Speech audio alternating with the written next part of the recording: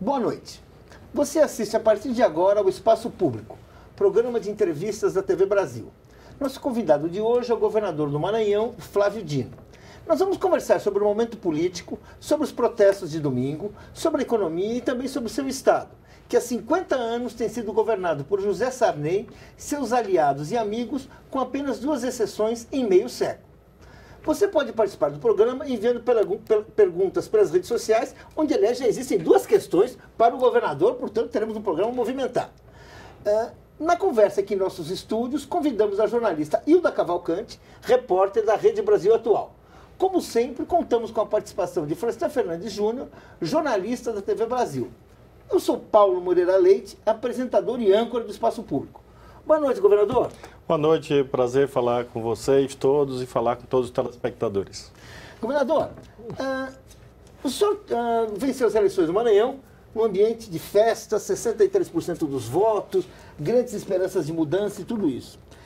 Em 1965, um jovem político com alguns cabelos brancos, chamado José Sarney, também venceu as eleições do Maranhão e ele ia acabar com uma oligarquia do seu antecessor, Vitorino Freire, que de 46 a 65 foi o vice-rei do Maranhão, ou o rei do Maranhão, né? E quando o José Sarney tomou posse, inclusive tinha filme de Glauber Rocha, era uma coisa de modernidade, uma esperança toda. Bem, nós temos aí, 50 anos depois, o senhor faz isso aí. Qual é a perspectiva que ele tem de achar que a história não vai se repetir? É uma pergunta que coloca o desafio que nós temos de fazer com que a história não se repita nem como tragédia, nem como farsa, né? O Marx diz que a história não se repete, a não ser como tragédia e como farsa. E para isso é preciso identificar exatamente a prática de cada um. Então a garantia que eu dou a vocês e aos telespectadores é exatamente a minha história de vida, de um democrata verdadeiro, alguém oriundo da luta social, do movimento estudantil, do movimento da juventude, do fim da ditadura, do começo da democracia, advogado, sindicatos, deputado federal, juiz. Em todas as funções públicas eu sempre agi de acordo com a lei, com a Constituição e com os princípios com os quais eu defendo. Por isso mesmo, esse passado é a garantia que a história não vai se repetir no Maranhão. Tá bom. Bem, antes de prosseguir essa entrevista, vamos conhecer um pouco mais sobre o governador Flávio Dino.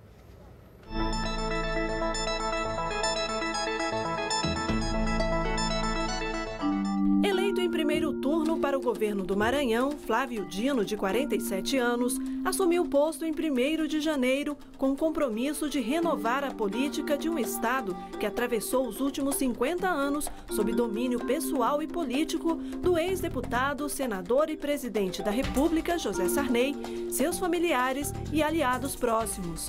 Dino é o primeiro político filiado a um partido comunista que conseguiu eleger-se governador de estado no Brasil.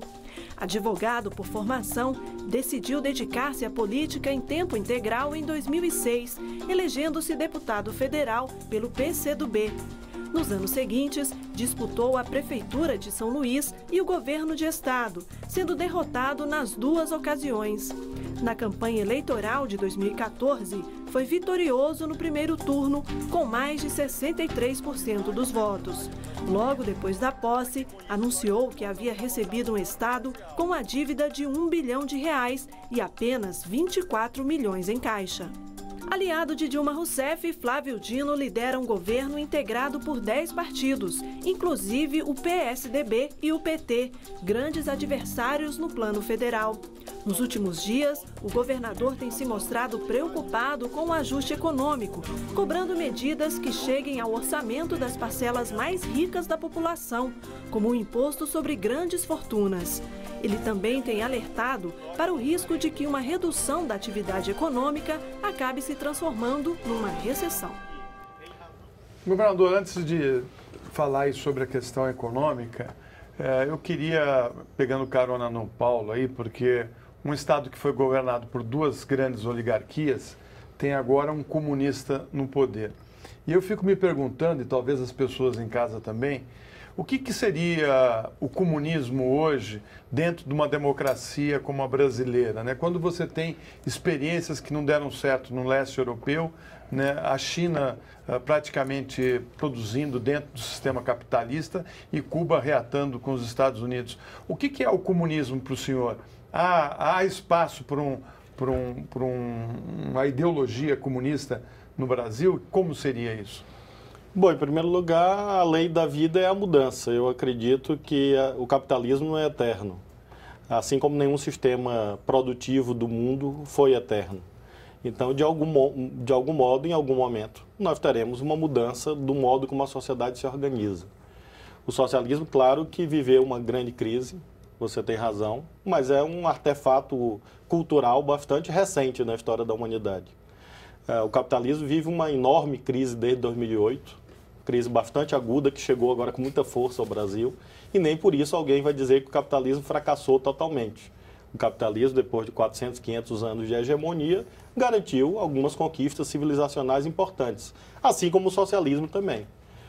Assim como nós temos situações difíceis em países socialistas, nós temos conquistas sociais que se devem ao movimento comunista e socialista, mesmo na Europa Ocidental. Na verdade, o welfare state, a social-democracia europeia e seu apogeu na segunda metade do século XX se deve muito à presença forte dos comunistas e dos socialistas naqueles países da Europa Ocidental.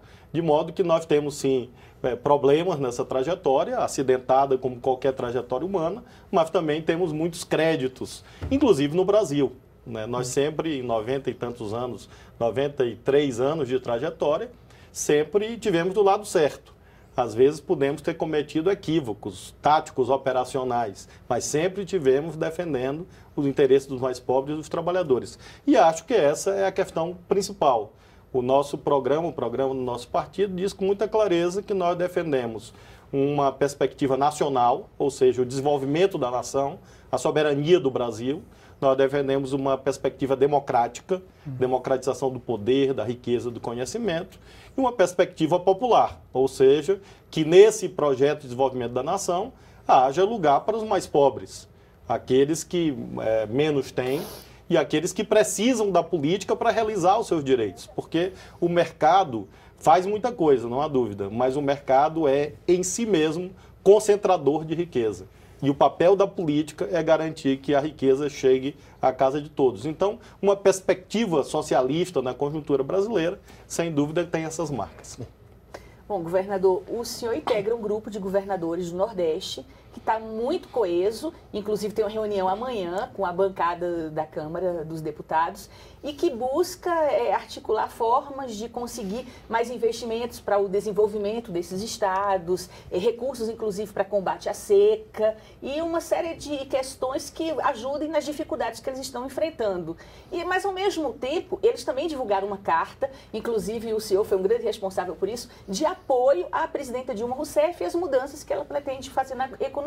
Eu queria saber como é possível conciliar isso, conciliar mais recursos, pedidos por novos investimentos, no momento que o Brasil vive de ajuste fiscal, no momento em que houve cortes no orçamento da União e, ao mesmo tempo, com esse compromisso de apoiar a presidenta em todas essas medidas que estão sendo implantadas, aliás, estudadas ainda. Nós temos o consenso entre os governadores do Nordeste de defender a democracia política. Isso que nos une a todos os 9. Nós somos contra qualquer perspectiva golpista. Não há espaço sequer para se falar de intervenção militar constitucional. Isso é uma antinomia de essência, porque a intervenção militar é, obviamente, escancaradamente inconstitucional.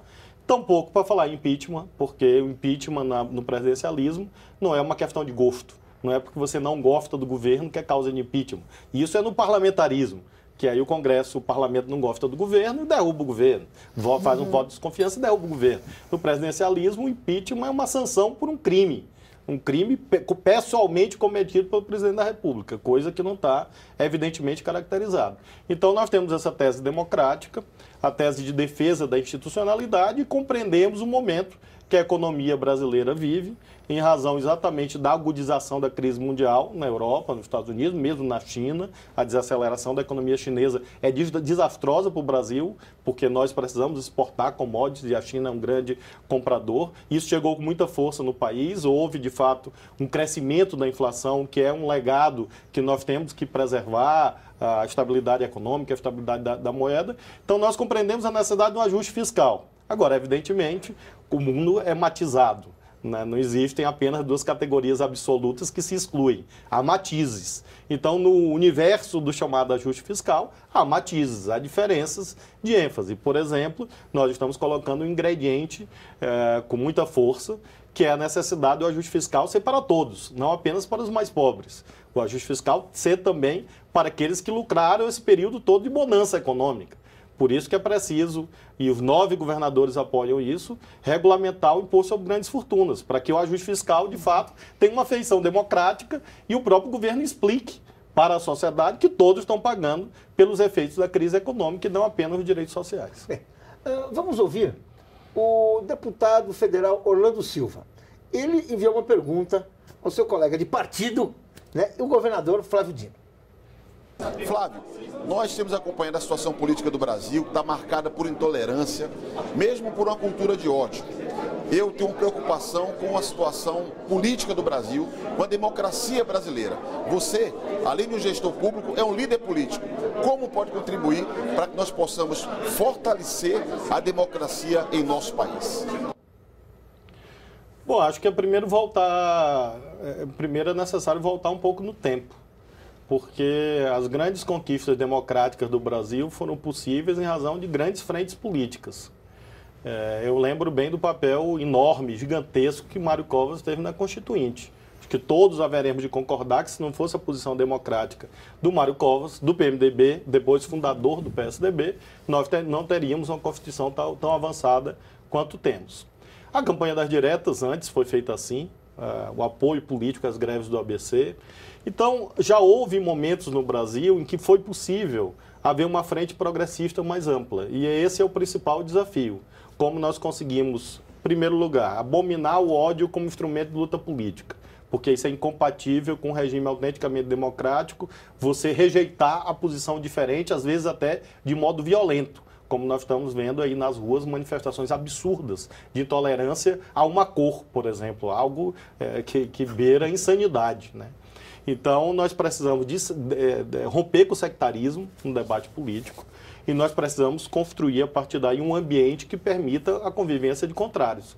A minha contribuição é mostrar que, no nosso Estado, nós fazemos isso. Nós fizemos uma grande frente política do PT ao PSDB. Para ganhar a eleição, ganhamos com essa frente política, apesar do PT oficialmente, cartorialmente, estar coligado lá, mas os petistas estavam conosco, seja nacionalmente, seja localmente, e governamos juntos. O PT e o PSDB convivem sob a coordenação nossa, o meu vice-governador do PSDB, e nós governamos o Maranhão numa perspectiva avançada, progressista, de reformas sociais.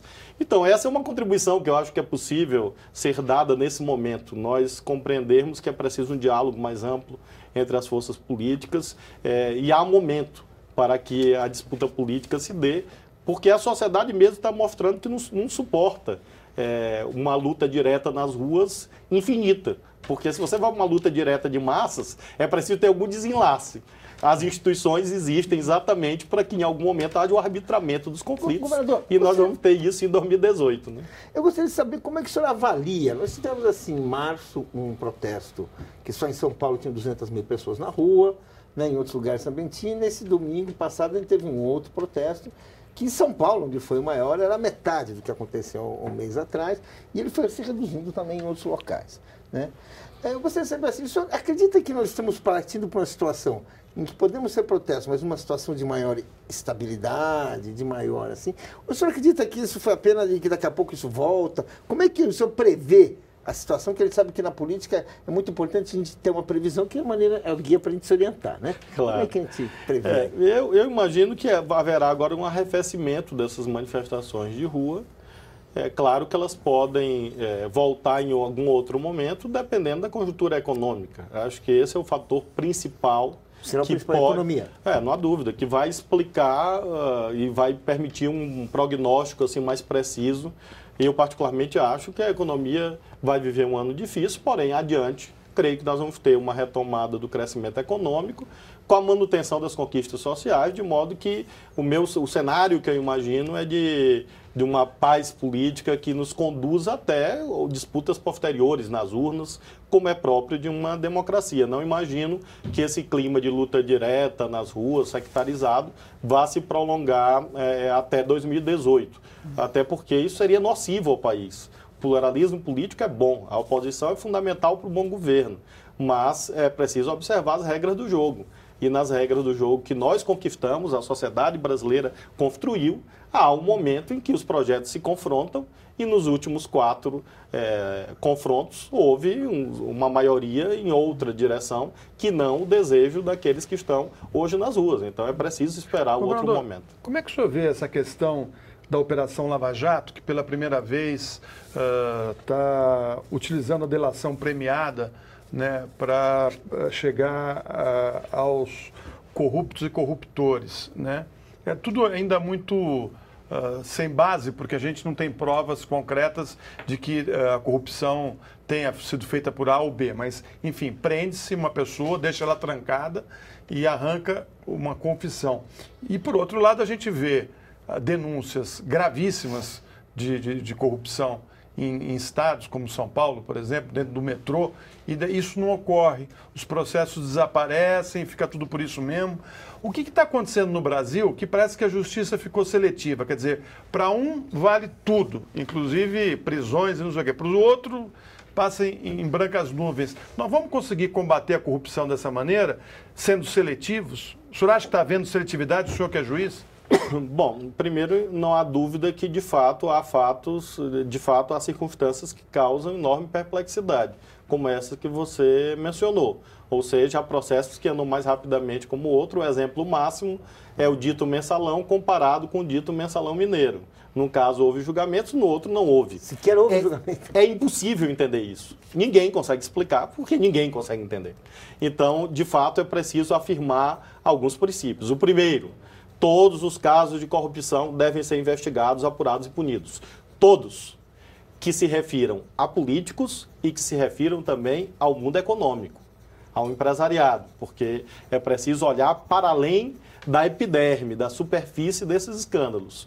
Eles têm uma base original em todos, que é exatamente a promiscuidade entre a política e o poder econômico, a colonização da política pelo poder econômico. Isso está na origem de todos os grandes escândalos de corrupção no Brasil. Então, primeiro, é preciso ir a fundo nessas relações perversas, promíscuas, antidemocráticas, da financiarização da política, para que todos sejam punidos, corruptores e corruptos. O segundo critério que eu acho que nós devemos defender é que a lei seja para todos, ou seja, que não haja essa seletividade na abordagem e na priorização dos casos. Nós temos um fenômeno no Brasil que a justiça ganhou uma enorme relevância no arbitramento de conflitos sociais, políticos e econômicos, por isso mesmo ganhou um grande protagonismo. Então, a mediatização da justiça pode também levar a distorções no critério de seleção de casos a julgamento. É preciso ter muito cuidado e é preciso que o Poder Judiciário, o Ministério Público, a polícia, enfim, o sistema de justiça esteja vigilante para que isso não aconteça, consciente ou inconscientemente. Eu queria retomar um pouco isso, porque assim, a seletividade parece que vem do mensalão mineiro e do mensalão normal. A gente vê também aqui, nesse momento, que há denúncias que a Petrobras que envolvem o Partido dos Trabalhadores, que recebe muito mais atenção do que, por exemplo, as denúncias que envolvem o próprio Partido Popular. Né? Nenhum integrante do Partido Popular foi sequer levado para a CPI, para depor. Né? Quer dizer, uma coisa assim, né? Você tem toda uma coisa que demonstra tudo isso. De onde vem essa seletividade? A gente pode imaginar que haja uma preferência política nos órgãos que fazem a justiça no Brasil? Primeiro, é claro que há uma preferência política em todos os juízes, todos os procuradores, por uma razão. Todos são seres humanos. Então, eu sempre digo nas minhas palestras que o único juiz neutro que eu conheço está no cemitério, né? Não como visitante. Ele já morreu. Porque é claro que o ato de julgar, aliás, etimologicamente, sentença tem a mesma origem da palavra sentimento. Sentença é o ato pelo qual o juiz diz, acima de tudo, aquilo que ele sente, e muito menos o que ele racionaliza. De modo que, claro, que há preferências políticas, ideológicas, etc. Para isso que existem as normas. Para isso que existem as regras do jogo, para exatamente imunizar o máximo quanto possível para o processo judicial não virar o reino do arbítrio. O que eu temo é que, em razão exatamente do crescimento do protagonismo, da visibilidade do judiciário, acabe havendo uma contaminação desses, uma ruptura do filtro, eu diria. Tá. Porque são subsistemas de poder que operam, claro que imbricadamente na sociedade. Nenhuma instância de poder é absolutamente independente das demais. Então, é claro que há um diálogo permanente. Nós estamos aqui conversando e no processo judicial há um diálogo permanente de vários subsistemas de poder. Do subsistema judiciário, mas também do subsistema político, do subsistema mídia, do subsistema poder econômico, tanto que muito mais pobres do que ricos vão para a cadeia no Brasil. Então, o processo judicial é um conjunto bastante complexo de contradições que se resolvem ali nos autos, naquele momento. Então, é claro que é preciso estar muito atento. E a impressão que eu tenho, eu não me refiro e faço questão de sublinhar isso, é especificamente em relação à Lava Jato, porque eu conheço bastante o juiz Sérgio Moro e é um juiz extremamente técnico e sério, conheço há mais de 20 anos e tenho sempre sublinhado isto. Mas eu iria dirigir o meu olhar, sobretudo, às instituições. Acho que essa é uma indagação que deve ser feita ao conjunto do Poder Judiciário, ao Ministério Público, enfim, ao sistema de justiça, porque é preciso aferir e responder essas questões a partir dos resultados. É o único jeito pelo qual você consegue responder. E na medida em que apenas alguns julgamentos ocorrem e outros não ocorrem, é claro que o resultado com essa distinção alimenta o discurso de que na origem está havendo uma contaminação, uma ruptura dos filtros que garante que o subsistema judiciário opere com relativa independência em relação ao mundo da mídia ou ao mundo da política. Realmente, acho que esse é um dos dois temas mais candentes da democracia brasileira no momento atual. Um é este: como se dá o jogo judiciário no Brasil, como se dá o processo judicial. E o outro é a relação do poder econômico, poder político, quem paga a conta da democracia. Acho que essas são as duas questões de fundo hoje que devem inquietar as mentes de quem pensa o Brasil. Governador, voltando um pouco para o seu estado, o senhor assumiu o Maranhão com uma dívida de aproximadamente 1 bilhão. O senhor, como todo governador, quer alavancar o desenvolvimento nesses próximos 4 anos. E, ao mesmo tempo, como nós falamos aqui há pouco na Lava Jato, por conta desses problemas na Petrobras, a estatal suspendeu, né, a construção da refinaria, inclusive no município de Bacabeira.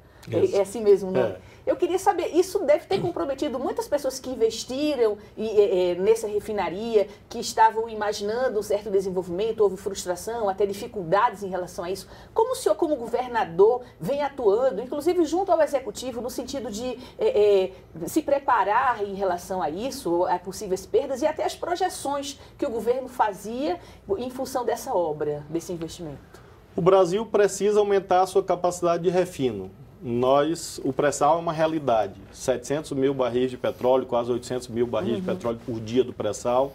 Nós temos hoje 2 milhões e 200 mil barris de petróleo. Muito em breve vamos chegar a 3 milhões de barris de petróleo. E é claro que é importante que o Brasil tenha a capacidade de alimentar o mercado interno e o crescimento, se Deus quiser, da economia brasileira, mas também exportar, para exatamente fazer frente à necessidade de financiamento de políticas sociais e de serviços públicos. Nós precisamos, portanto, aumentar a capacidade de refino.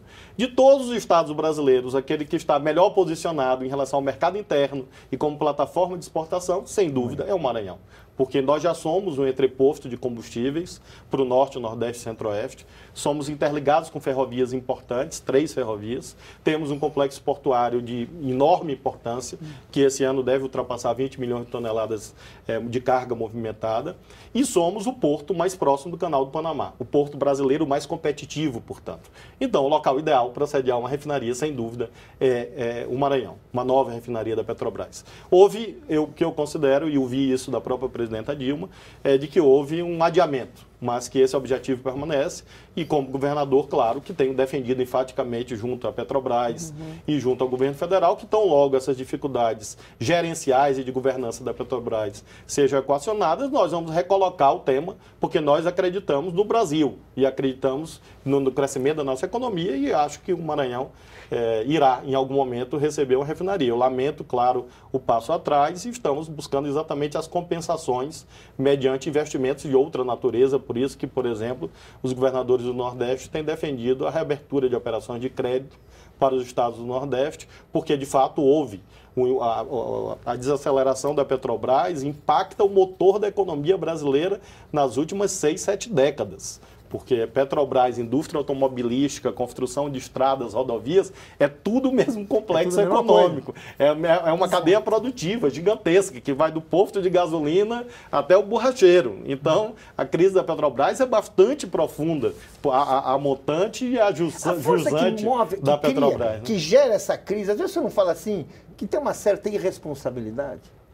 Porque a gente está criando uma situação que o Brasil não pagou, que vai muito além da justiça, uma situação que vai criar desemprego para as pessoas. Já está criando. Está criando. Está criando, claro, no Maranhão, inclusive, em outros estados, Pernambuco. Então, quer dizer, claro. Assim, perspectivas de futuro para o Brasil estão sendo apagadas. Você não acha que tem um... Paulo, todo patriota deve hoje defender a imunização da Petrobras em relação aos efeitos da crise o máximo quanto possível. Houve fatos gravíssimos, crimes cometidos no interior da Petrobras. Isso é indiscutível e, obviamente, todos devem ser punidos. Agora, a partir daí, você impedir, sabotar a governança da empresa, abalar a sua credibilidade. E há um jogo especulativo, claro, obviamente, porque assim como eu não acredito na santidade do socialismo, porque é, como disse no começo, uma instituição humana, também sou obrigado a não acreditar na santidade do capitalismo, né? Então, no mercado não há santos. No mercado há pessoas que ganham dinheiro e que têm interesses e que manipulam esses interesses a partir da perspectiva, inclusive, de ganhos financeiros imediatos. Então, nós temos que, sim, olhar para os efeitos sociais profundos disso e olhar exatamente a geopolítica do mundo, em que os grandes conflitos mundiais são derivados da disputa de energia. O Gaddafi está morto não porque era um ditador, ele estava morto porque na Líbia tem petróleo. A crise...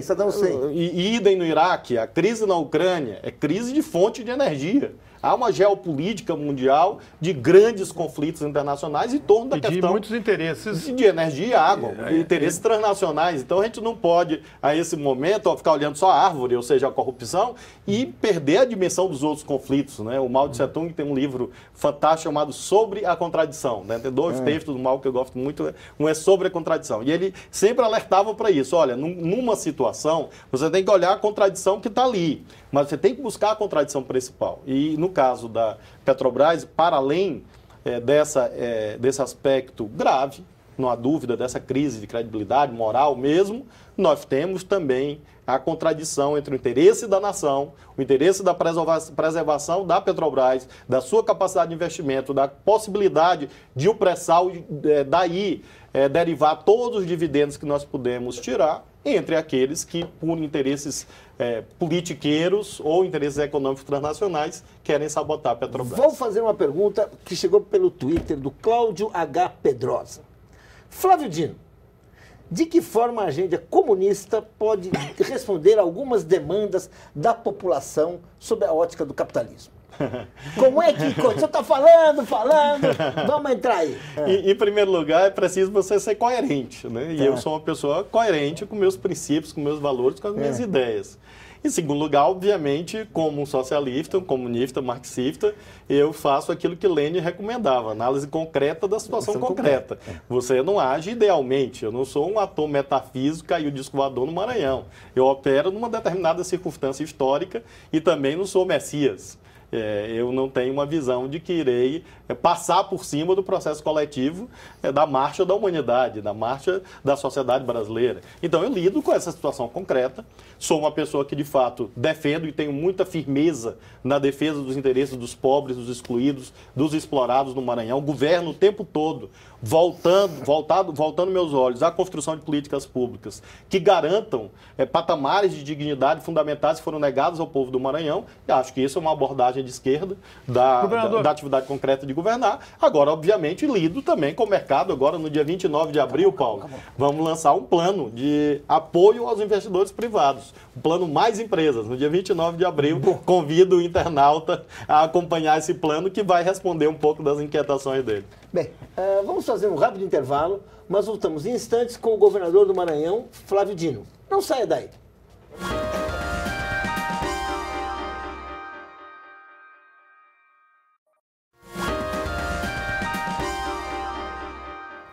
Espaço Público está de volta com o governador do Maranhão, Flávio Dino. Governador, no seu estado, aproveitando a pergunta anterior, quase 13% da população é miserável. 32 dos 50 municípios mais pobres do Brasil, 32 estão no Maranhão. Como é que o senhor pretende reverter essa situação? Como tirar essas pessoas dessa pobreza?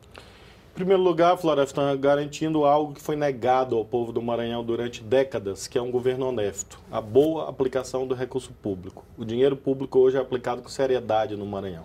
Em segundo lugar, claro, ações focadas, visando garantir exatamente que esses recursos possam até chegar a esses municípios. Por isso, nós fizemos o plano Mais IDH, que é um plano exatamente voltado para as 30 cidades mais pobres do Maranhão. Já começamos esse plano.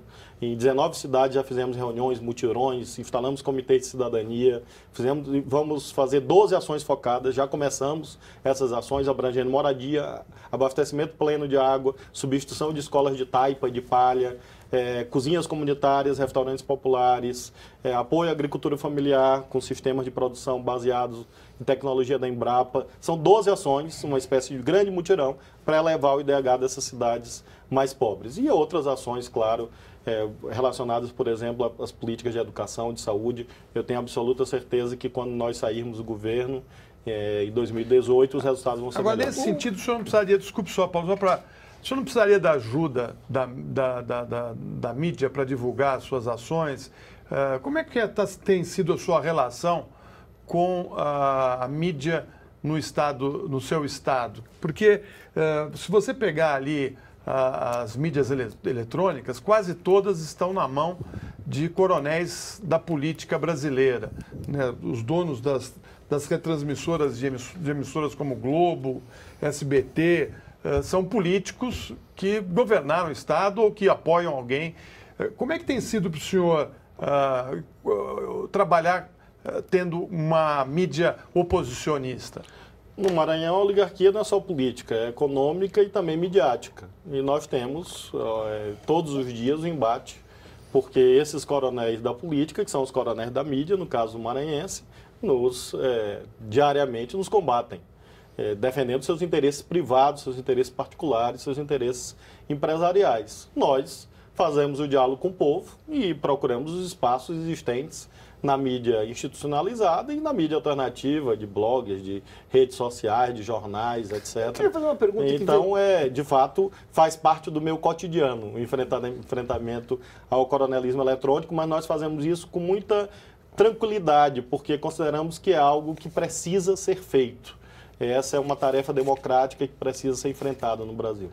O Rony Frost pergunta pelo Facebook o seguinte: o Maranhão é um estado com muito potencial, pois é dotado de muitas terras cultiváveis e excelente quantidade de recursos hídricos.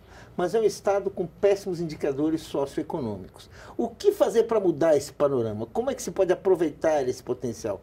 O senhor já tem ou conhece projetos nesse sentido? Esse é o nosso objetivo principal, garantir que essa contradição entre Maranhão rico e povo pobre possa ser superada. O nosso estado tem o 16º maior PIB do Brasil, porém tem o último IDH, mostra que há um espaço a ser preenchido exatamente por políticas públicas e serviços públicos. Esse é o nosso objetivo principal. E, ao mesmo tempo, apoiar investidores privados que acreditem no Maranhão, e são muitos. Ontem mesmo nós anunciamos a comercialidade de mais um campo de gás. Nós hoje produzimos, em termos de equivalência, como se fosse 30 mil barris de petróleo no Maranhão, em gás, porque são mais de 5 milhões de metros cúbicos e que convertendo daria 30 mil barris de petróleo, coisa equivalente, portanto, a 5% do pré-sal que nós temos lá no Maranhão em funcionamento, gerando energia. Queremos, em algum momento, ampliar a exploração de gás para transformar isso num gasoduto e, com isso, gerar um ciclo de industrialização do Maranhão a partir da economia real, que é exatamente a base agrícola de pecuária muito forte que o Maranhão tem. Esse pacote empresarial que nós vamos lançar no dia 29 de abril é exatamente com esse objetivo, de nós extrairmos o máximo de potencialidade das cadeias produtivas existentes, buscando verticalizá-las e, com isso, ampliar a agregação de valor para gerar oportunidades. Governador, minha pergunta diz respeito à questão da meritocracia, que o senhor prometeu implantar, foi um dos discursos fortes do seu período de campanha. Eu queria saber, quando o senhor assumiu, logo de imediato, que começou, quais foram muito grandes as resistências que o senhor encontrou, vem encontrando, está dando certo, está começando a ser bem sucedido esse programa, ou é uma coisa que precisa de mais prazo para isso? Eu queria que o senhor fizesse um panorama do que está acontecendo em relação a isso no Maranhão. Nós temos resultados concretos que nós apresentamos. Nós garantimos, por exemplo, um grande investimento na educação, aumentamos o salário de todos os professores em 13%, contratamos 1.000 novos professores. Estamos agora tratando do plano Mais IDH, cuidando de políticas sociais de um modo geral. Portanto, nós temos resultados a apresentar. Diminuímos a taxa de homicídios em 11%, diminuímos a incidência de ocorrências na penitenciária de Pedrinhas, que é um grande problema maranhense e brasileiro hoje. Nós diminuímos todos os indicadores de violência que havia, infelizmente, ali. Então, nós temos resultados concretos. Agora, é claro que são apenas 100 dias. E nós estamos fazendo a transição de modelos em muitas questões e sempre no ambiente conflituoso, porque, por exemplo, nós estamos diminuindo contratos superfaturados, eliminando contratos superfaturados, etc. É claro que os donos dos contratos reagem, buscam a justiça, entram na justiça, representam não sei aonde, no Ministério Público, porque é, de fato, a defesa dos interesses privados deles. Então, nós temos um momento de transição. Agora, esse momento de transição de modelos que nós estamos fazendo na saúde, fazendo no sistema penitenciário, chamando concursados, exatamente para garantir a oxigenação do serviço público, chamamos policiais, professores, funcionários do Detran, funcionários da Companhia de Saneamento, já agora nomeamos, colocamos no serviço público, exatamente visando reconstruir o serviço público, que foi destruído por uma terceirização selvagem, que é um tema hoje da moda no Congresso, mas é um tema que já chegou no Maranhão antes, ou seja, já houve uma terceirização selvagem no serviço público e nós estamos exatamente superando essa quadra porque é a total desestruturação do Estado. Nesse sentido, respondendo a tua pergunta, leva algum tempo para que a gente possa chegar ao modelo de eficiência. Posso fazer uma provocação, governador? Não, claro. Os mais médicos aqui, quando chegaram os cubanos, não é uma espécie de terceirização? Não, porque é uma política transitória e é uma política de cooperação internacional. Sim, é uma política de cooperação internacional a partir de uma carência objetiva. Uma coisa é você ter a terceirização como algo complementar, que é o caso dos mais médicos. Até o nome sugere isso. Terceirização é recrutamento de terceiros para aquilo que não é o principal. Então, é uma atividade de suporte. A terceirização pode ser necessária e todas as empresas fazem, o serviço público faz também. O que eu combato é a terceirização se tornar o principal, que não é o caso do Mais Médicos, porque, claro, que continua a haver o Sistema Único de Saúde. O SUS continua a funcionar e os Mais Médicos é um complemento. O senhor concorda com o contrato do Brasil com o governo cubano, não pagando os médicos, e sim o governo que repassa parte desse salário? Eu acho que essa é uma questão da soberania cubana. Eu acho que não cabe ao Brasil se imiscuir nessa questão relativa à organização do sistema de saúde de Cuba. Eles têm as razões deles. O governo brasileiro precisava e precisa de médicos. Hoje, no Maranhão, Mais Médicos têm um papel importantíssimo. Nós, claro, são os médicos das comunidades, o médico da atenção básica, o médico da saúde da família. Mais médicos, deve ter uns 500 hoje, médicos do Mais Médicos. Nós recebemos alguns, o ministro Arthur Quioro foi lá, nós recebemos agora mais 100 e tantos, deve ser 500, 600 médicos. E cumpre um papel enorme na atenção básica, que é, inclusive, todo mundo sabe disso conceitualmente, teoricamente, é de fato o ambiente principal da execução da política sanitária e é aqueles menos vistos exatamente pela carência de profissionais. Então, Florestan, eu acho que o Mais Médicos é até uma boa referência. Ou seja, nós podemos ter a complementação em políticas públicas e mesmo em atividades privadas, claro que podemos. Agora, isso não se confunde com esse projeto que hoje está na Câmara, que vai permitir que deixe de existir a empresa. Que aí é como se o terceiro ou o quarto, né, porque tem terceirização, quarteirização, se tornasse mesmo o principal. O que vai dar, inclusive, uma contradição semântica, né? Porque a empresa vai deixar de existir como conceito, na medida em que ela vai ser apenas o corpo diretivo e não o espaço de organização do trabalho, como é há séculos. Então, nós precisamos, de fato, distinguir as duas coisas. Algum nível de suporte, de complemento, como, por exemplo, o Mais Médicos oferece, a organizações sociais na saúde por vezes oferecem, é possível, não há dúvida, mas nós não podemos transformar nisso no principal, que é esse o debate no Congresso. Exatamente, no seu estado, a gente teve assim, o Detran era terceirizado, penitenciárias eram terceirizadas, a saúde havia uma terceirização. Quer dizer, era uma coisa completamente distorcida, assim, para favorecimento. Essa é a ideia, né? Não há dúvida, porque na medida em que você descredencia totalmente o serviço público, que você tira a substância do serviço público, você aumenta a dependência em relação a esses contratos privados, que foi o que houve lá no Maranhão e em outros estados. Então, nós estamos exatamente fazendo a transição de modelos. Nós estamos fizemos isso no Detran e em outros órgãos, substituindo terceirizados por concursados. Precisamos de um tempo para fazer isso. E exatamente visando a garantir a centralidade do serviço público, que é algo que nós precisamos reafirmar sempre, porque durante mais de uma década, ou durante 15, 20 anos, os servidores públicos foram satanizados no Brasil. Agora, e, na verdade, não pode existir democracia plena sem um serviço público forte. Assim, o Gerson, pelo Twitter, e o Reginaldo Serra, pelo Facebook, ambos perguntam sobre a PM. Eles dizem que, assim, sou policial militar e nos últimos 3 meses o senhor investiu apenas 100 milhões em segurança. O senhor não deu nenhum centavo para os militares. É o que ele diz. O outro fala assim, boa noite, governador. O senhor pode esclarecer a todos os PMs sobre o nosso pagamento, visto que passou um mês da database e nada? Como fica a situação da PM do Maranhão? Já que nós estamos falando disso. Hoje as reivindicações sindicais vêm também pelas redes sociais. Vem. Bom, esclarecer a eles e a todos os maranhenses, enfim, também ao Brasil, que nós gastamos em segurança mais do que o governo passado, nesse primeiro trimestre, claro. Comparando o primeiro trimestre de 2015 com o primeiro trimestre de 2014. Nós empenhamos 103 milhões de reais na segurança, fizemos alguns investimentos, e o meu compromisso com os policiais é no mês de abril, este mês, que acaba no dia 30, enviar para a Assembleia um projeto de lei de reajuste, de direitos, enfim. E vai haver esse projeto de lei? Claro que sim, até o dia 30, que é o dia do meu aniversário, então é uma bela data. Aproveitando a deixa da pergunta aí do internauta, Pedrinhas, vai ser ou não vai ser desativado? Que é uma pergunta nacional, inclusive você falou. Pedrinhas vai ser desativada e está sendo desativado como cenário de horrores, que foi o que aconteceu no Brasil, que o Brasil todo assistiu, e não é próprio apenas da penitenciária de Pedrinhas. Como tal, será desativado, está sendo. Nós estamos trabalhando muito duramente com um sistema que tinha muitos problemas, entre os quais a terceirização indiscriminada. Nós estamos fazendo agora um seletivo para novos agentes auxiliares penitenciários para substituir a terceirização. E vamos retomar as obras agora, estamos esperando uma autorização do Conselho Nacional de Justiça, porque havia um pacto do governo anterior com o Conselho Nacional de Justiça em razão da crise que não foi cumprido.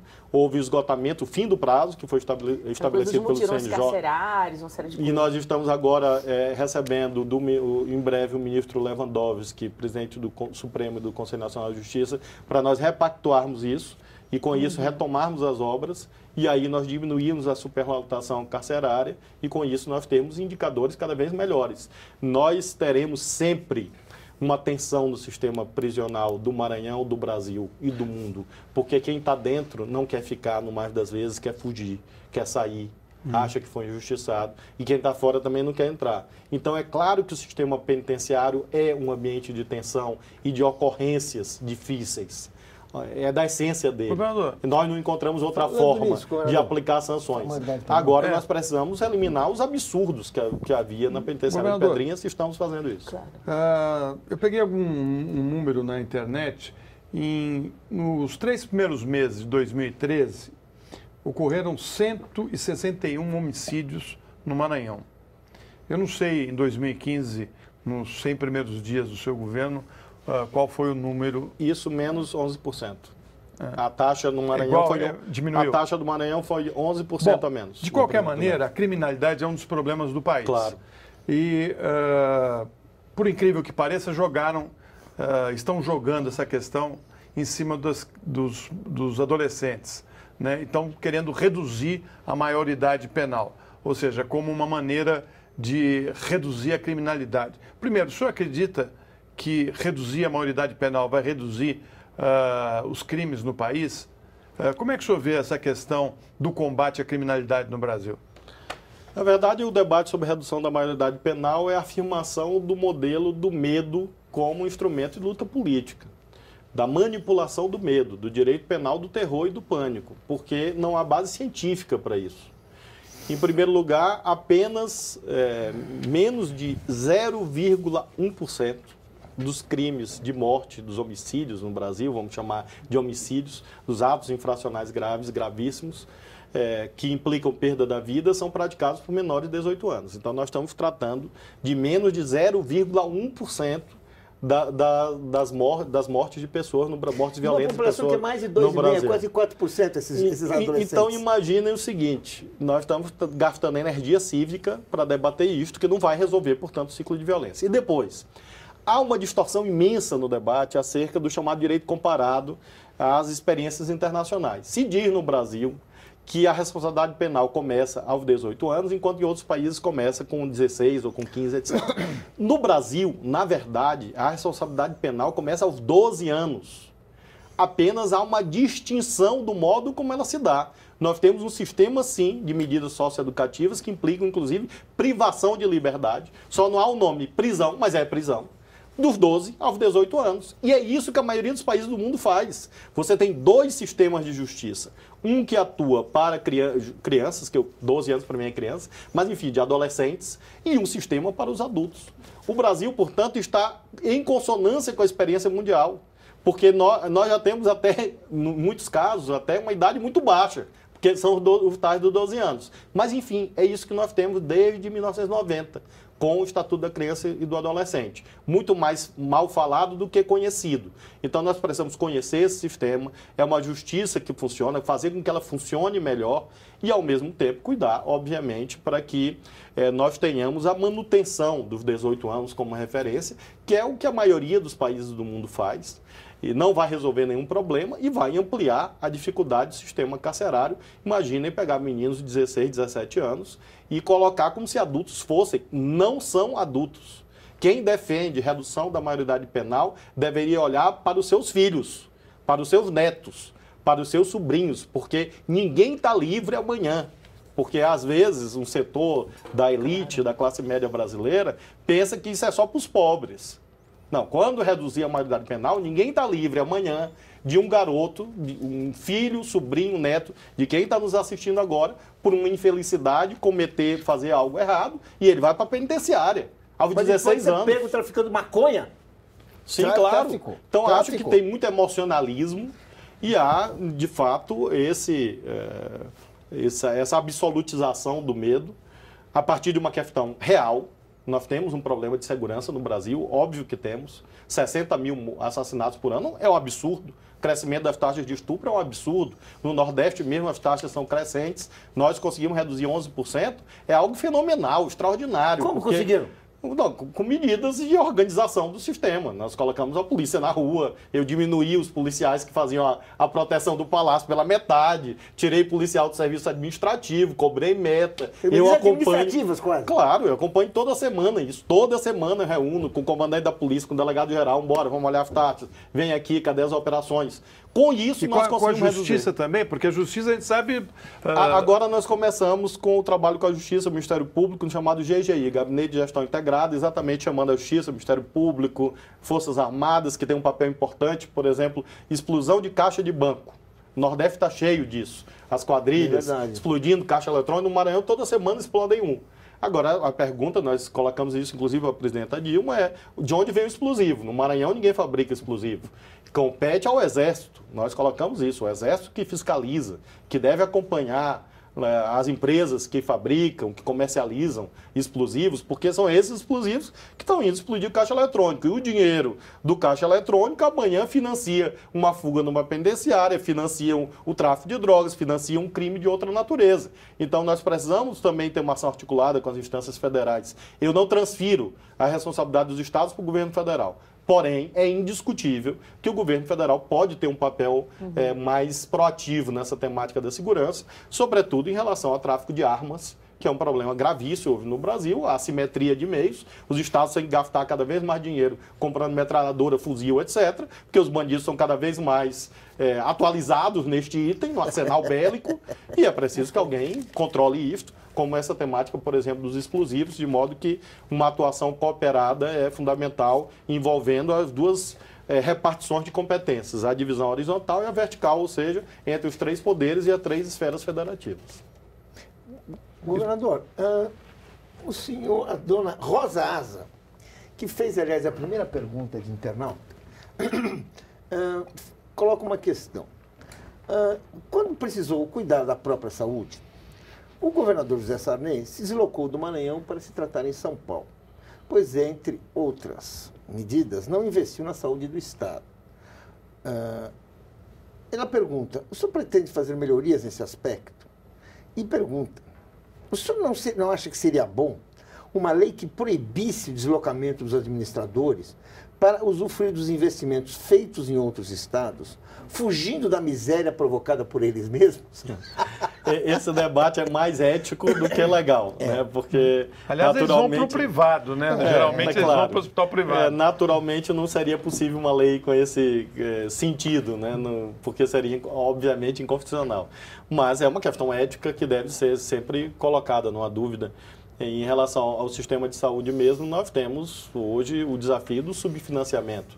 Tanto que o imposto sobre grandes fortunas que nós defendemos no Brasil é a proposta da deputada Jandira Fegali, ou seja, a afetação, a vinculação da arrecadação à saúde, porque houve a perda da receita da CPMF, que faz falta concretamente.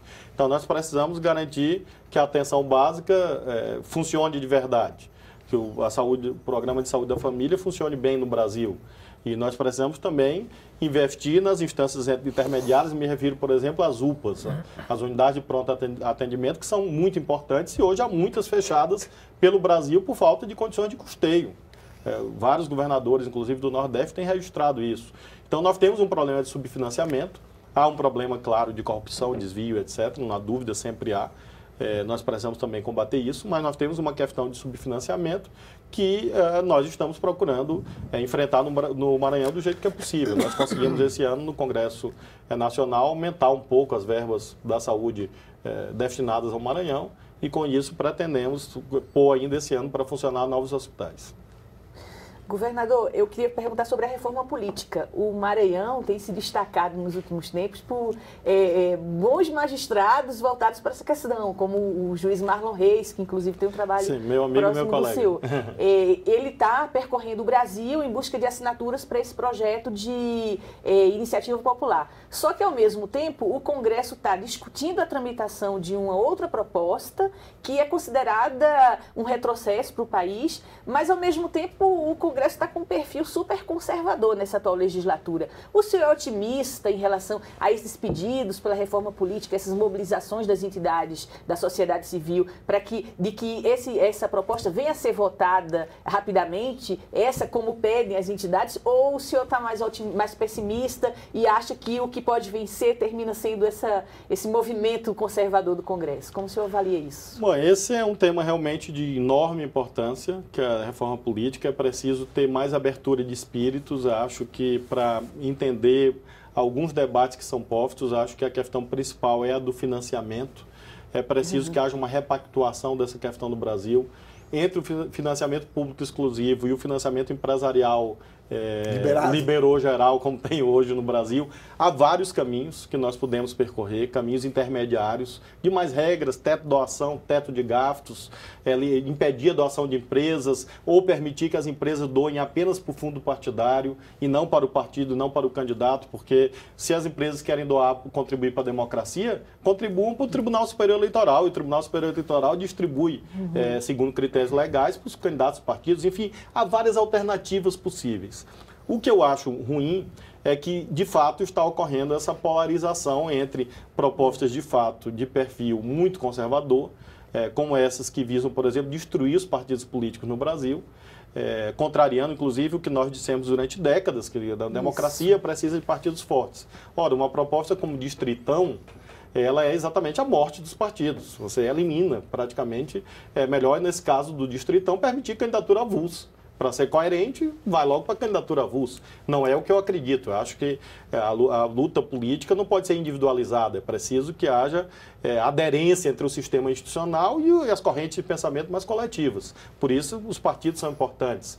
Então, eu tenho acompanhado essa mobilização das entidades. Eu, inclusive, muito recentemente, há uma semana atrás, recebi o próprio juiz Marlon, o presidente da OAB do Maranhão, a CNBB, e assinei a proposta, né, da coalizão democrática dessas entidades, visando contribuir para o debate, porque nós não podemos fazer algo de tanta importância sob o clima da contingência da luta política. E é o que me parece que está havendo com muitos temas de gravíssima importância. Por exemplo, a chamada PEC da Bengala, aumentar a aposentadoria compulsória por 75 anos. Isso significa romper a possibilidade de uma alternância no poder judiciário. O debate não é se a pessoa de 70, de 75 anos pode ou não pode trabalhar. O debate não é esse. É claro que pode com 70, com 75, 80. A questão é que é um poder vitalício e que exerce uma função de índole política. Então, se não há eletividade, é preciso que haja algum critério de rodízio, de alternância. A aposentadoria compulsória é um mandato. Então, você já não tem mandato, que é uma outra tese que eu sempre defendi, que o Supremo tinha que ter mandato. Já não tem mandato, elimina a aposentadoria compulsória, nós estamos cristalizando o poder e quase que podemos caminhar para uma aristocratização da política, a partir por essa via. Então, é uma questão contingencial que está... se a presidenta Dilma vai ou não nomear ministros, que está levando a uma deliberação que, no longo arco do tempo, se revela um desastre institucional. Assim como também essa questão da redução da maioridade penal, assim como a reforma política também. Então, é preciso, acho que é preciso que o centro político, se é que existe isso, mas eu como uma pessoa de esquerda, progressista, sei que é importante, nesse momento, uma aliança mais ampla. E acho que, por isso mesmo, o chamado centro político tem um papel muito importante nessa conjuntura de permitir a retomada de uma certa racionalidade nos temas de cunho mais estratégico para a democracia brasileira, porque uma votação desta feita à noite na Câmara, no Senado, pode produzir décadas de desastre. Né? Eu queria agradecer ao governador Flávio Dino, nosso convidado de hoje, por sua participação no programa. Também agradecemos a você que está nos assistindo e aos jornalistas Hilda Cavalcante e Florestan Fernandes Júnior. Para saber mais sobre o nosso programa, entre no site da TV Brasil. Lembrando que as perguntas que não foram respondidas durante o programa vão estar disponíveis pela internet nas redes sociais. Convido você para assistir a uma reprise do programa de hoje, no próximo domingo, a partir das 11 da noite. Na semana que vem temos um novo encontro marcado na terça-feira, às 10 da noite, com mais um programa Espaço Público. Até lá!